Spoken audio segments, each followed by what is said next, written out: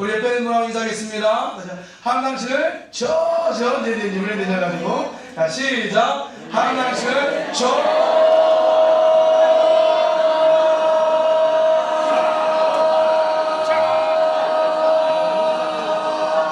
여러분 사랑하십니다. 아멘. 일주일에 세 번 정도 우리가 이제 숙달이 되셔가지고 이번 수련회 참석 안 하신 분들 이게 뭔 일이에요 또 그러실 텐데 어쨌든 오늘 수련회 하나님께서 은혜를 베풀어 주셔서 가장 좋은 날씨를 주셨고 가장 좋은 장소를 주셨고 가장 좋은 분들 통해 말씀 통하여서 또 예배 통해서 봉사를 통하여서 기뻐 받으시는 수련회가 되었습니다. 수고하신 분께 정말 감사드리고요. 오늘 제목은 무엇을 두려워하십니까? 라는 거예요. 수련하면서도 비가 올까봐 걱정도 했고 두려워했고 또 사람이 적을까봐 또 여러 가지 환경적으로 많이 두려워하는 것이 있었어요.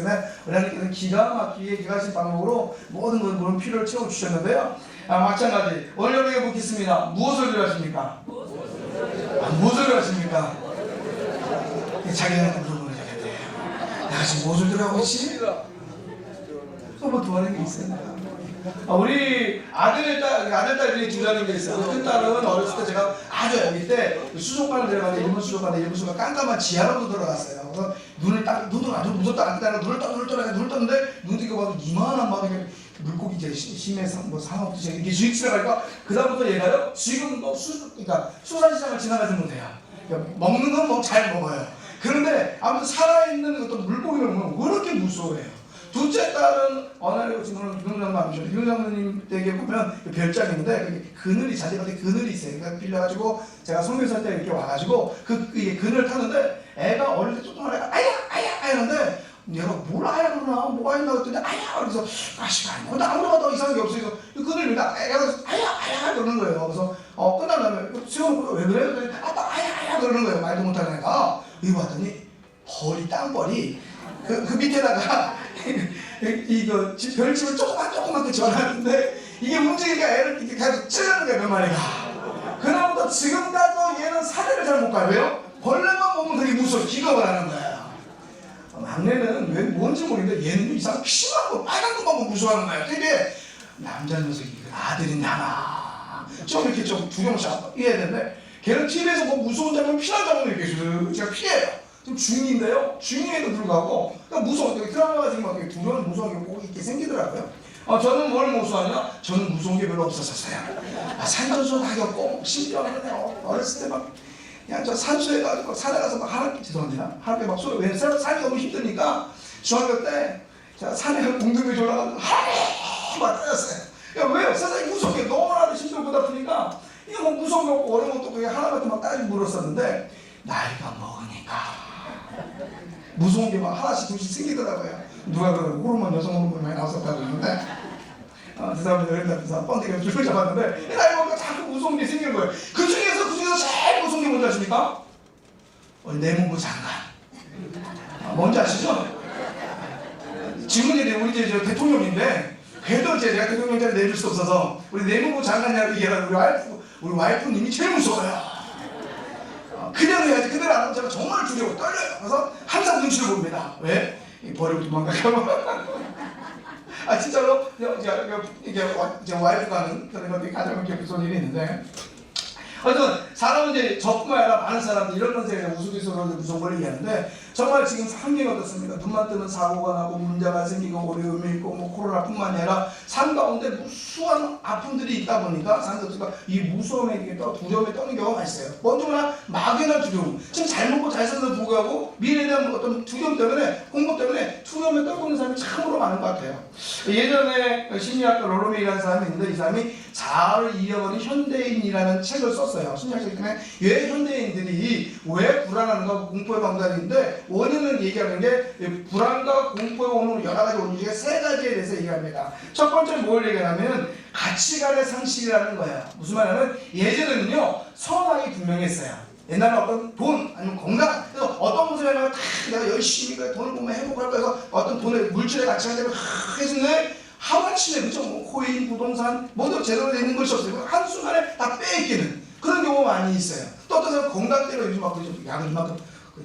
약을 이만큼씩 먹는다고 그랬잖아요. 약을 이만큼씩 먹는데 그 약을 먹는데도 어떻습니까? 뭐 병이 오고 문제가 생기고 암에 걸린 경우가 너무 많아요. 현대병이 너무 우리가 알 수 없는 병들이 너무 많아요. 특히 뭐 코로나도 있죠. 그러니까 많은 사람들이 이것이 어떤 선이다, 이것이 좋다, 이것이 내가 가치가 알고 살아가겠다는 그 목적들이 불확실한, 흔들려 버리는 거예요. 그래서 많은 사람들이 이 가치관의 상실 때문에 힘들어한다, 어려워한다고 얘기합니다. 둘째는 인간의 존엄성에 대한 상실이에요. 예전에는요, 이웃 동네에 아픈 사람만 있으면 온 동네가 다 아파했어요. 힘들어했어요. 아이고 정말 이렇게 가열되고 못 산다 그러면 뭐 음식도 갖다 주기도 하고 이 정이 넘쳤어요. 그러니까 한마디로 생명 존실이 세상이었는데 점점 요즘은요, 이웃집에 누가 하나 죽어나가도 그쵸, 고독사들 죽어나가도 모르고 몇 달씩 없어도 모르고요, 심지어는 비행기가 떨어져가지고 한 300명 400명 죽어도 아이고 나랑 관계없으면 그냥 또 죽었나 보다. 옛날에 안 그랬어요. 그럼 정말 온 정말 큰 사람은 아파하고 안타고 어려웠는데 요즘 어떤 큰 일이나 큰 사람하고 많은 사람이 죽어도 나랑 관계없으면 왜 크게 뭐 이렇게 안 해요. 심지어 어떠냐, 생명이 어떠냐, 애들 자기 애를 갖다 버려. 자기 애를 죽이고 자기 애를 갖다 버려요. 그러니까 묻지마 자리 아시죠? 묻지마 풍경. 관계없는 아무 그냥 화난다고 그냥 막 때려서 죽이는 거예요. 그러다 사람들이 온통 그 불안함, 생명이 오는 그 어떤 불안함 때문에 사람들이 힘들어하고 어려워하고 불안해합니다. 세 번째는 대화할 수 없는 언어의 장벽이라는 거예요. 언어의 상실감이라고 얘기합니다. 그렇죠? 요즘 얼마나 잘 됐는데 제가 이번에 얼마 전에 일본에 갔다 왔는데 걱정이 좀 덜 됐어요. 이번에 뭐 하나 따라주더라고. 파파고라고 하시니까 뭐 이게 있어가지고 내가 이렇게 무슨 말하고 다 번역을 해서 나와요. 그러니까 특별히 이렇게 어려운 거 없음. 그리고 또 방송이나 이렇게 보면 얼마나 많은 그 정보나 많은 것들 언어가 막 돌아다니잖아요. 근데요, 푸노소의 빈곤이라고 많은 언어 가운데서 우리가 실질적으로 언어, 대화할 수 있는 말이 어떤가, 의미가 있고 뜻이 전해야 하는 말이죠. 그냥 하나의 그 소리가 서로 이렇게 막 떠는 거예요. 그냥 하나의 소리뿐이 안 돼요. 근데 지금 여야 싸우는 거, 많은 사람이 사상과 이성이 많은 것들과 자기들의 얘기를 막 주장하고 얘기를 해요. 즉 뭐냐, 대화할 수 있는 언어의 상실이 되어졌다는 얘기예요. 사람은 말을 통해서 자신의 영역을 확장시키고 의사를 전달하는데 말이 통하지 않는 것이 사람을 불안하게 만든다. 그래서 이 모든 것이 뭐냐, 아까 그냥 자아를 이루는 현대인이었죠. 자기 자신을 잊어버리는 거예요. 갈팡질팡하는 거예요. 자, 그런데 저는 현대인들의 가장 병들어가는, 불안 속에서 병들어가는 가장 이유는 무엇일까 생각을 했어요. 그것은 자아를 잊어버려서 아이가 저는 생각하지 않습니다. 무엇을 잊어버리냐? 목사가 내 안에 있는 하나님을 잊어버려서 불안한 거예요. 자, 무슨 말입니다. 창세기 1장 2절에 보면 이런 말씀이 있어요. 1장 2절에 땅이 혼돈하고 공허하며 흑암의 깊음에 있고 하나님의 신은 수면에 운행하시느니라 라고 했어요. 그러니까 창조원의 세계는 어떤 세계라고요? 흑암이었어요. 불안이었어요. 공허였어요. 근데 하나님의 말씀하시면서 창조를 주셔서 혼돈을 질서로 바꾸시고 공허함을 은혜로 바꾸시고 흑암을 빛으로 바꿔주셨어요. 오늘 우리는 하나님의 은총 가운데 살고 있어요. 아멘이가? 하나님이 내 안에 있으면요, 우리는 모든 질서 가운데 있을 수 있고요, 우리의 공허가 치워질 수 있고요, 우리의 어둠이 빛으로 다시 찰 수 있어요. 근데 우리가 하나님을 순간순간 잊어버리니까 불안이 찾아오고 공허가 찾아오고 어둠이 우리가 찾아온다는 거예요. 그렇게 살아갈 수밖에 없어요. 특별히 현대인들, 하나님 모르는 사람들은 그 삶이 여전히 두려움 가운데 살 수밖에 없습니다. 혹시 여러분 이런 병 들어봤어요? 혹시라는 병. 네, 혹시 얘기했죠. 혹시라는 병.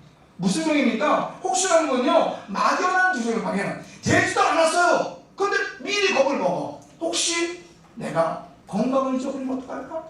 혹시 내가 버림받으면 어떡할까? 혹시 내가 내 자녀들이 문제가 생기면 어떨 것인가? 혹시 내가 병들어 슬픔을 낙마하면 어떨 것인가? 혹시 사고가 나면 어떨 것인가? 나 일어나지도 않았어요. 그럼에도 불구하고 혹시라는 직장이나 사업적인 문제를 위해서 혼자 깡통 앓는 경우가 있다는 거예요. 자, 오늘 마가복음 4장, 오늘 말씀 4장에 보면 두려움을 이길 수 있는 비법이 있습니다. 오늘 비밀을 여러분 함께 나누시기를 주님으로 축원합니다. 첫 번째 뭐냐면요, 삶의 풍랑은 누구에게나 올 수 있다라는 거예요.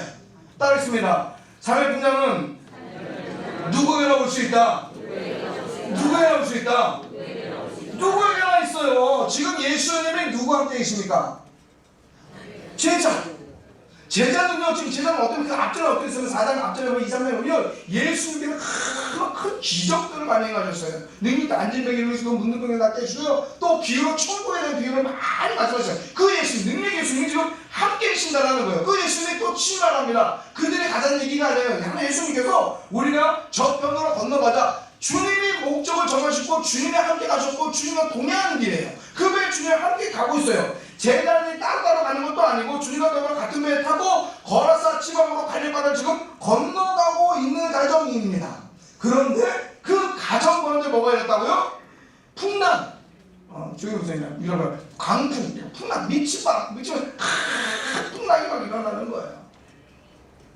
어디 얘기지만 또 이제 뭐 저는 이제 개인적인 간증은 잘 하지만 저희 이제 사모가 아까 미국 장관께서 선교대 애들이 1살, 3살, 5살 때 갑자기 선교대 끝나고 한국에 들어왔을 때 그때 따라서 원주민들만 그 건강검진한 것이 아니라 2000년도 그때 당시에 주민 그러니까 원주민 말고 그러니까 교민 선교사들도 건강진단 받는 날이 있었어요. 그러니까 그래서 받아서 딱 받았는데 너무 좋더라고요. 너무 좋던데 또 플러스 돼서 이번에 교민들은 처음 오랜만에 하는 거니까 교민 선교사님 받았던 가족 부인까지도 한번 건강검진을 받아라 그래가지고 받았는데 우리 앞에는 이제 알다시피 그때 애가 1살, 5살이니까 이제 호텔에서 애를 이제 3명을 데리고서 기억하고 또 뭐 건강하고 모유 수유에다가 뭐 여러 가지 아픈 것이 하나도 없었어요. 나보다 안 했었어요. 그러니까 하나도 아픈 적도 없고 아픈 것도 없고 건강히 잘 지냈는데 안 받겠다고 근데 너무 받으니까 그렇죠. 공짜 남진물도 먹는다고 하는데 공짜로 싹 다 봐준다니까 제가 돈 들여서 밀어서 가라 그랬더니 안 간다. 내가 다 보겠다. 그랬더니 예배는 어떡할 거냐 한 번만 봐줘라. 나 예배 죄송합니다. 저 그때 빠졌어요. 내가 아기를 볼 테니까 빨리 가서 받고 와라. 복권은 교대하고 할 테니까. 그래서 이제 억지로 떠밀어서 안 간다는 걸 밀었는데 갑자기 전화가 왔어요. 나와가지고 저는 지금도 오빠라고 한다고 지금 목사님이란 거예요. 오빠 왜? 뭐 울면서 얘기를 하는 거예요. 뭐가 발견되니까 이상하다는 거예요. 보니까 이제 암 3기까지 갔어요. 이빨이 전이되고 아무튼 암이 뭔가 큰 게 전이 됐다는 거예요. 빨리 병원에서 이제 군사 갔다 이제 우리가 일본에 있었기 때문에 일본에 가서 빨리 치료를 받아라 해가지고 해서 이제 울면서 나왔길래 그러냐 했는데 그 뒤로 이제 여러 가지 그것 때문에 많은 일이 있었어요. 근데 하나님께서 다 낫게주시고 건강해졌지만 그 중간 과정에 어떤 일이 있었냐면 처음에 그런 얘기를 들었을 때 겁이 나는 거예요. 두려움이 생기는 거예요. 그리고 하나님을 원망하게 되는 거예요. 하나님 본인이 얘기해요. 자기는 선교사 딸로서 선교사 열심히 했었고 어릴 때부터 교회 반주하면서 선교사 딸과 반주하면서 열심히 했었고 통역도 했었고 여지가 한글을 한 번도 판 적이 없고 아버지 말 거역한 적도 없고 한 번 딱 거역했어요. 뭐게요? 저랑 결혼하는 거. 안 됐어. 그거 하나 빼놓고는 것도 없고 애들도 셋을 다 모유로 다 키웠고 그럼 병력도 없고 가족력도 없고 아무것도 없어요. 그러니까 하나님 뭡니까? 라는 원망이 생기는 거예요. 아무리 믿음이 좋다고 해도 아무리 그 신앙이 두텁다 해도 갑자기 큰 일이 있으면 이게 당황하게 된다는 거예요. 이번에 코로나 때문에 어떻습니까? 많은 사람들이 열심히 하고 최선을 다했지만 자기도 모르게 자기가 열심히 준비했고 기도했고 했던 일을 벌였는데 우리가 알 수 없는 코로나뿐만 아니라 여러 가지 막 지진도 있고 여러 가지 많은 일들을 통해서 지금 알 수 없는 어려움 가운데 처하는 사람들이 많이 있어요. 자, 그런데 예수님은 우리가 예수를 믿고 신앙생활을 자랑한다는 이유로 그 풍랑을 면제시켜 주겠다고 말씀하지 않았다는 얘기예요. 중요한 것은 오히려 이렇게 말씀하십니다. 요한복음 16장 33절 이것을 너희에게 이르는 것은 너희로 내 안에서 평안을 누리게 하려 함이라. 세상에서 너희가 환난을 당하나 담대하라. 내가 세상을 이기었노라. 아멘입니까? 아멘이에요. 중요한 거라고요. 풍랑을 없애주겠다는 얘기 안 해요. 면제시켜준다는 얘기 안 해요. 너희들은 풍랑 가운데 있지만 풍랑을 뚫고 나갈 수 있는 힘을 주겠다. 능력을 주겠다라는 거예요. 믿으십니까? 왜요? 예수님이 이미 이겼다고 선포하십니다. 우리는 문제는 우리의 아픔, 우리의 고난은요, 우리는 이겼습니다. 이미 승리했습니다. 그걸 믿으라는 거예요. 그걸 믿으라는 거예요. 또 사도 야고보는 이렇게 말합니다. 야고보서 1장 2절 말씀 내 형제들아 너희가 여러 가지 시험을 당하거든 온전히 기쁘게 여기라 이렇게 있어요. 오늘 말씀은 여러 가지 시험이라는데 여러 가지 다양한 이게 좀 말하면 다양한 색깔로 문제가 온다는 거예요. 그 보자마자 문제가 온다는 거예요. 즉 삶 속에서 여러 가지 다양한 종류로 시험을 만나는데 만날 때 어떻게 하라고요? 온전히 기뻐하라. 사도 베드로가 그 유대인들 이렇게 얘기합니다. 베드로전서 4장 12절 23절 사랑하는 자들아 너희를 연단하려고 오는 불시험을 이상한 일 당하는 것 같이 여기지 말라. 오히려 너희가 그리스도의 고난에 참여한 것으로 즐거워하라. 이는 그의 영광을 나타나실 때 너희로 즐거워하고 기뻐하게 하려 함이라는 참여하라는 거예요. 무슨 말이면 고난이 오는데 고난에 참여해라. 곧 그 고난, 하나님의 영광으로 이제 앞으로 나타나실 텐데 영광을 너희 보시는데 그것을 너희가 즐거이 볼 것이다. 아멘입니까? 여러분 질문하겠습니다. 수영을 잘하려면요 어떻게 해야 될까요? 이유에서 내가 수영을 못해요. 수영을 잘하려면 어떻게 할까요? 내려놔요. 약간 비슷해요. 네, 그렇죠. 내려놔야 돼요. 힘을 빼야 되고 내려놔야 되고요. 또 아니면 팔다리 근육도 좀 길러야 되고요. 호흡량도 키워야 되고요. 배워야 되고요. 여러 가지 방법이, 수영을 잘하면 여러 가지 방법이 있어요. 그 중에 가장 수영을 잘하려면 첫 번째 해야 될 것이 있습니다. 뭔지 아십니까? 물에 들어가야 돼요. 수영을 잘하는 거예요. 물에 들어가야 돼요. 저는 허리 이상으로 절대 안 들어갑니다. 배꼽 이상으로, 배꼽 이상으로. 왜냐면요, 제가 두려움 없이, 어렸을 때는 그러잖아요. 어렸을 때 저도 두려운 게 저도 있었군요. 어렸을 때 뭐냐면 이게 개울가 이렇게 누가 제가 이게 저 순회 가시면 제가 김포공고 전면 신궁이라고 살다고 했죠. 대충 상암에 걸렸는데 거기 보면은 이렇게 녹물 구석물이 큰 호수가 있는데요. 항상 거기는 지금 밑이 잘 안 보여요. 근데 거기 밑이요 이렇게 팔려가는데 희한하게 이제 애들 동네에 놀러 가는데 이 밑이 안 보는데 누가 그러더라고요. 수영 못한다고 하니까 두려움 없이 뛰어들면 수영을 배울 수 있다. 그래서 두려움 없이 뛰어들었어요. 죽을 뻔했어요. 세 번도 물 꼴딱 먹고 애들 소재가 안에서 죽었어요 진짜. 그 뒤로 또 그러니까 정식으로 정확하게 배웠어야 되는데 이게 이제 믿고서 그냥 마구잡이를 하려니까 그냥 마구잡이로 들어가더라고요. 생각보다 마구잡이 생겼잖아요. 그다음부터는 철칙을 정했어요. 배꼽 이루는 날 절대 안 간다. 그러니까 제가 여전히 살아있어요. 무슨 몇 번 죽었을 거야. 자, 어쨌든 간에 수영을 잘 배우려면 수영에 들어갈 때 어떻습니까? 물도 먹게 되고 힘들게 되고 여러 가지 원인이 있고 힘들하지만 일단 그 속에 들어가서 내가 어떤 것을 배워야지, 숙달해야지, 훈련해야지 못할까? 물을 쫙 칠 수가 있어요. 스키트도 그렇고 자전거도 그렇고요. 운전하는 거 처음 배우는 거 있잖아요. 장롱 면허증이 있잖아요. 근데 한번 운전하는 거 절대 안 하는 거예요. 운전을 절대 못해요. 그 식으로 나고 사고 나야 베스트 들어가게 되는 거 아닙니까? 마찬가지예요. 우리가 고난 가운데 문제 가운데 살고 있지만 그것이 두려워서 떨고 가만히 있으면 어떻습니까? 그 문제가 나를 침투하고 나를 힘들게 만드는 거예요. 그것을 배울 수 없다는 거예요. 하나님의 영광은 고난의 길은 이미 예수님께서 고난의 길을 가시기 때문에 넉넉히 우리가 이기지만 그 고난을 우리가 참여하고 그 고난을 우리가 알고 우리가 그 고난에 기도하고 부르짖고 닮아 나갈 적에 하나님의 크신 영광을 우리에게 베풀어 줄 줄 믿습니다. 사랑하는 성도 여러분, 우리는 어떤 시련이 다가온다 할지라도 그것을 맞이할 준비가 되어져 있어야 돼요. 여러분은 시련이 다가오면 금방 쓰러지는, 어떤 사람이 쓰러진 분이 있는데요. 어떤 분들 시련이 다가오면 불평하고 원망하는 사람들이 있는데 주로 어떤 분이었냐? 충성을 열심히 하신 분들, 혈육을 마시하신 분들. 주님, 내가 어떻게 교회를 위해서 충성을 했는데요. 하나님, 내가 교회에서 얼마나 헌금을 많이 했는데요. 내가 하나님을 내가 전도를 얼마나 많이 했는데요. 나에게 이런 일이 닥칠 수 있습니까? 라고 이해되지 않는 분들이 참으로 많이 있어요. 그러나 그렇지만 시련은 누구에게나 올 수 있다라는 거예요. 이게 존재입니다. 중요한 것은 풍랑이 닥칠 때 그것을 어떻게 맞이하고 극복하느냐가 신앙의 질을 결정하게 되고요. 그 사람의 믿음의 크기를 우리가 알 수 있어요. 분명한 것은 시련은 우리를 영적으로 성숙하게 만들어 줍니다. 우리가 더 많은 것을 배우게 하고요. 깨닫게 하여 주십니다. 하나님은 그 고통의 과정을 통해서 우리에게 더 많은 것을 주시려고 계획하고 계심을 믿으시길 바랍니다. 우리가 신앙의 길을 걸어가는 여정 속에 풍랑 있는 바다를 만날 수 있다는 것을 먼저 인정하시길 바랍니다. 두 번째입니다. 두 번째는요, 내 인생의 배, 그렇지만 내 인생의 배, 고난의 배, 예수님이 함께 계심을 우리는 믿어야 할 줄 믿습니다. 따라하겠습니다. 내 인생의 배, 예수님이 함께 계십니다. 아멘입니까? 아멘입니까?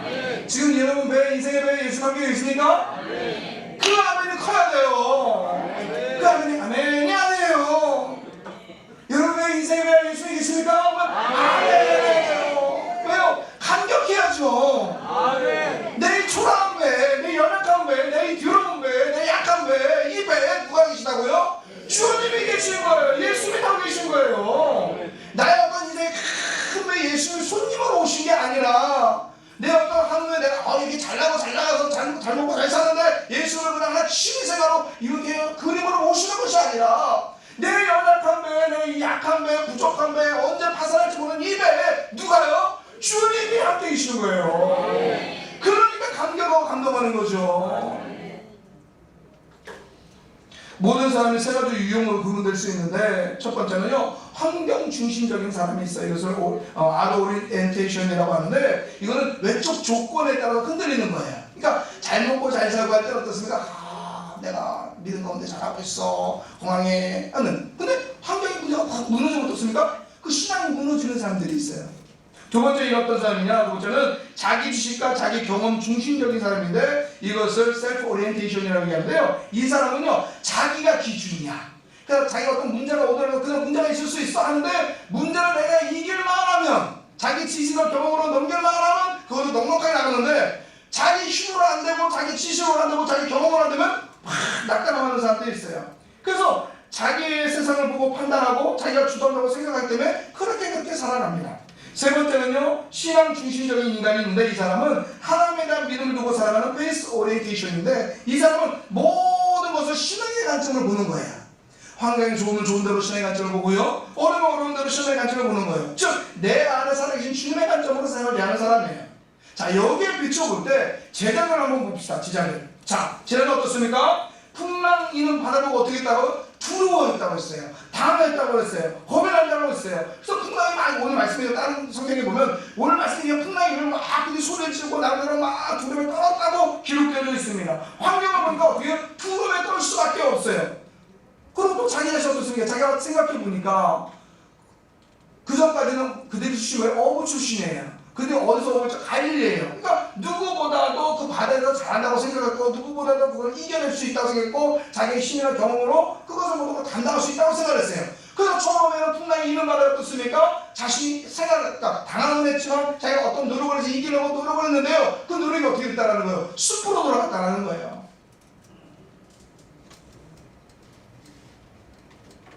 그래서 겁이 나서, 처음엔 예수님이 뱃머리동인데 예수님은 잊어버리고, 순간 잊어버리고, 자기들만 쳐다보고 환경을 쳐다보니까 두려움에 떨고 난망하고,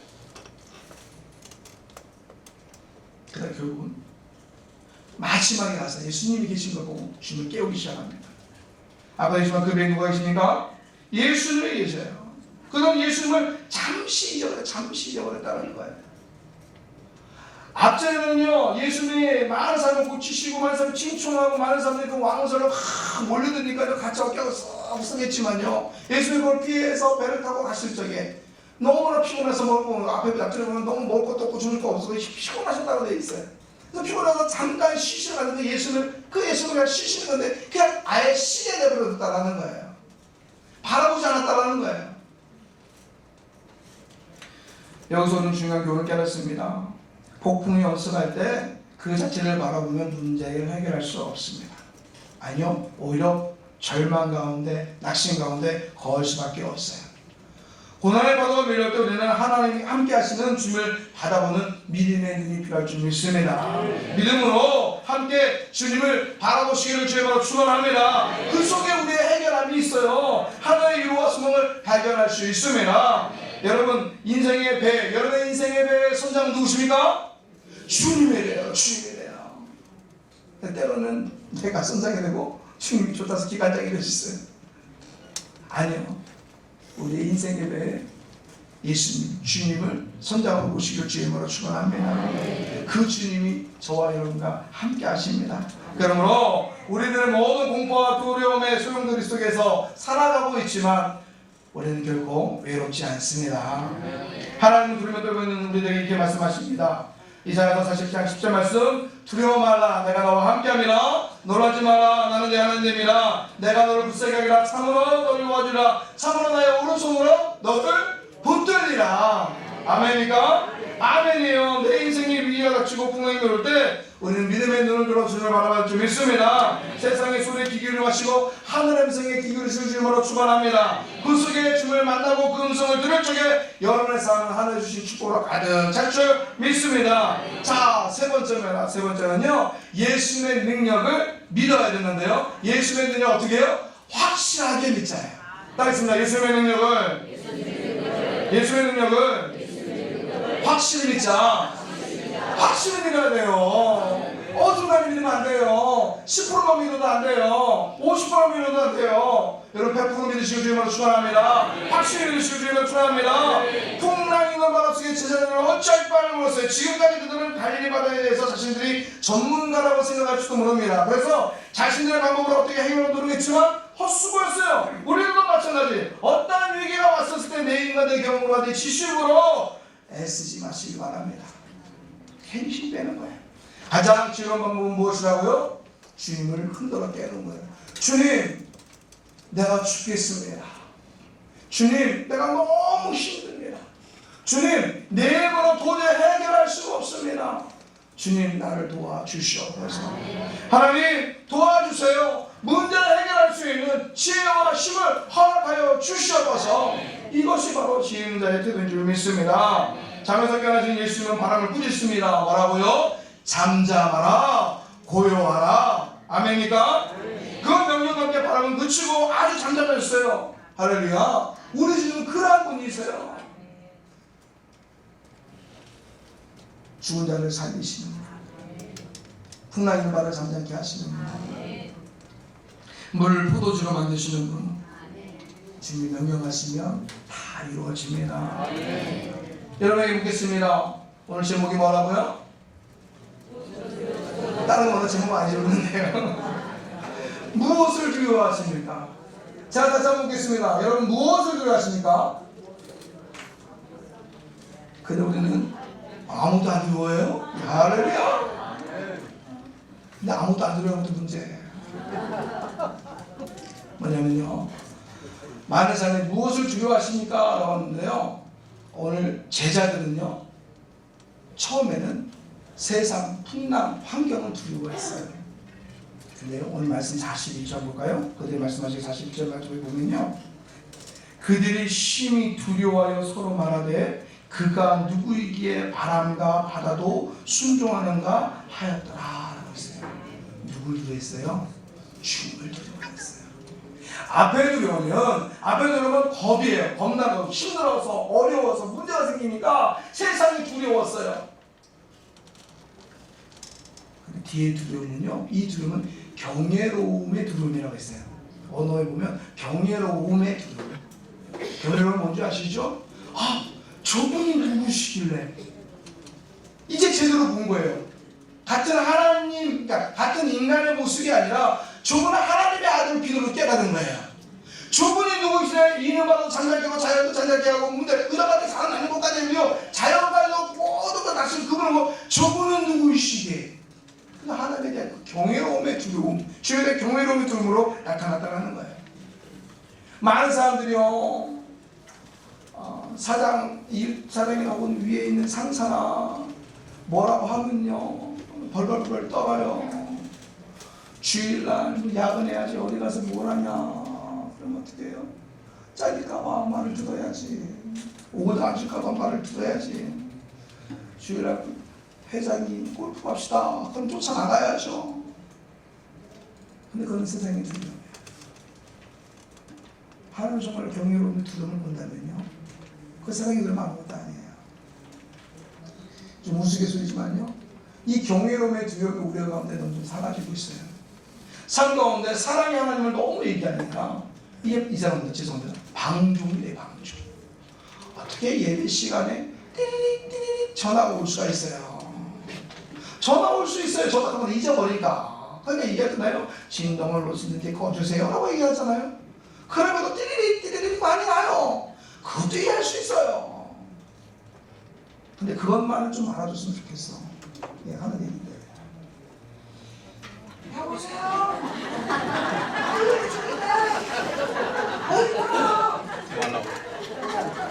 꽁새끼도 아니고 정말.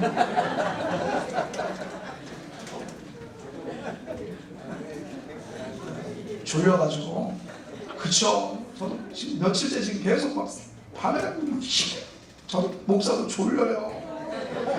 제가 어저께 왜 설교 빨리 듣는 줄 알아요? 이 앞에 다 주시더라고.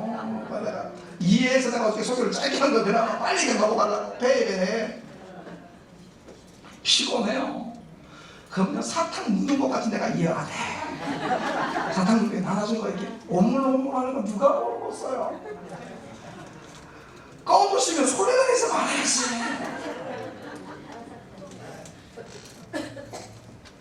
시간에 수업 시간에 뻥치다가 걸리면 이거잖아요. 화나 어떤 선생님 귀샤대기 때리는 선생님도 있었어요 옛날에. 목사가 귀샤대기 못 때리겠고. 그렇죠. 사랑이 많으니까 아이들이 왔다 갔다 떠들 수 있어요. 그러나 그 아이는요 예배에 대한 기준을 알려주기 위해서 붙들어야죠. 부모가 잡아줘야죠. 다른 사람이 하면 시험에 들어요. 그 사랑 많은 장로 권사가 아니에요. 잡아줘야 돼. 잡아줘야 돼. 우리 하나님은 사랑의 하나님이긴 하지만 공의 하나님이에요. 우리가 경외로움으로 바라볼 줄 믿습니다. 저는 오늘 맨 마지막 장면을 말씀드리고 싶어요. 주님이요 잠잠하라 고요하라고 선포하셨어요. 그리고 곧 바다가 잠잠해졌어요. 근데 그 잠잠하라 고요하라가요 바다 고요만 명하셨을까요? 저는 제자들에게도 말씀하시는 것 같아요. 우리들에게도 말씀하시는 것 같아요. 여기 두려운 가운데 있습니까? 문제 가운데 있습니까? 주님이 말씀하십니다. 잠잠하라 고요하라. 여러분 오늘 그 말씀 붙으시길 바랍니다. 인생 폭풍 가운데 내가 주님 앞에 잠잠히 고요히 주님의 명령을 순종하면 우리 모든 풍랑은 온전히 되어질 줄 믿습니다. 하나님의 기쁨이 될 줄 믿습니다. 오늘도 세상의 일들을 두려워하지 마시고 저도 사실 두려워요. 아침부터 설교 죽을까봐. 그러나 그 두려움은 하나님께 보다 좋은 것을 드리기 위해서 하나님께 보다 귀한 것을 드려야 두려움이에요. 여러분도 그런 두려움을 가지시기 바랍니다. 세상을 두려워하지 마시고 하나님을 경이로운 하나님, 나를 살리신 하나님, 나를 구원하신 하나님, 나를 축복하신 하나님, 나를 이끌어주신 하나님, 그 하나님을 경외로움으로 바라보시길 주임으로 축원합니다. 기도하겠습니다. 주님 감사합니다. 오늘도 주님을 바라봅니다. 함께하여 주시옵소서. 주님은 나의 산성이 되십니다. 주님은 나의 요새가 되십니다. 주님은 나의 소망이 되십니다. 세상에 험한 풍파가 불어올지도 주님만 바라볼 적에 우리의 삶에 참된 평강은 주님을 싸우니 주님만 바라보게 하여 주옵시고 그 음성에 귀 기울이는 우리 성교 여러분 한 사람 한 사람 될 수 있도록 도와주시옵소서. 함께 주님 선생님 예수님의 이름으로 감사하며 기도했습니다. 아멘. 아포 받았어요? 시간이 없어서 지금 우리 합시다. 그래도 조금 좀 기다려주세요. 우리 아무도 두려워하거나 생각 안 하고 5분 짧게만 마음 집중해서 기도할 시간 갖도록 하겠습니다. 아무도 두려워하거나